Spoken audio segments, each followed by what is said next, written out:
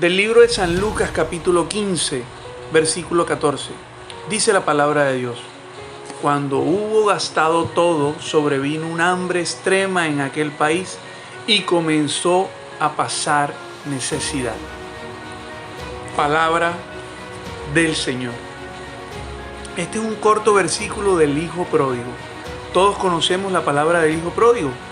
El hijo le dice a su padre, que representa a Dios en esta parábola: dame todo lo que me corresponde, dame mi herencia y yo me voy lejos de ti, lejos de casa. ¿Y por qué traigo a colación este pasaje bíblico? Y este pasaje bíblico dice que cuando él se fue y se gastó todo lo que tuvo, empezó a pasar necesidades. ¿Cómo? Lejos de casa. ¿Cómo? Lejos de Dios. ¿Cómo? Sin la ayuda de Dios.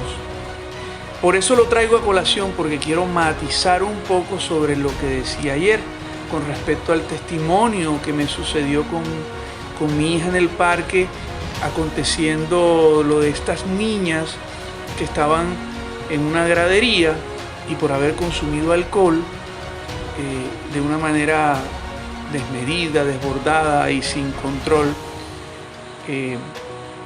sufrieron las consecuencias de sus propias decisiones. Y yo le decía a mi hija, porque precisamente venía hablando, antes de vivir ese episodio, le venía hablando de las consecuencias de alejarnos de Dios y cómo cuando nos alejamos de Dios, Él no se aleja de nosotros. Como el hijo pródigo, nosotros nos alejamos de Él. Entonces tenemos que vivir las consecuencias de ese alejamiento también solos. Y yo decía ayer, y desafortunadamente, demostrado quedó que esta niña tuvo que vivir y pasar ese episodio tan terrible sola, dolorosamente sola, por haber tomado decisiones alejadas de Dios.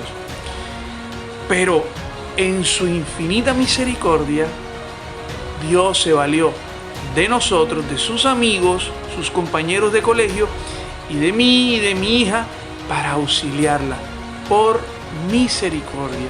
Porque Dios siempre busca que en nuestro desprecio, en nuestras decisiones erradas, Él siempre busca que nosotros aprendamos para volver a casa, como el hijo pródigo que dice: pasó hambre, empezó a pasar necesidades y se acordó de Dios. Si se acordó de Dios es porque Dios no estaba ahí con él, pero no porque Dios no quisiera estar con él, sino porque él se había alejado de Dios.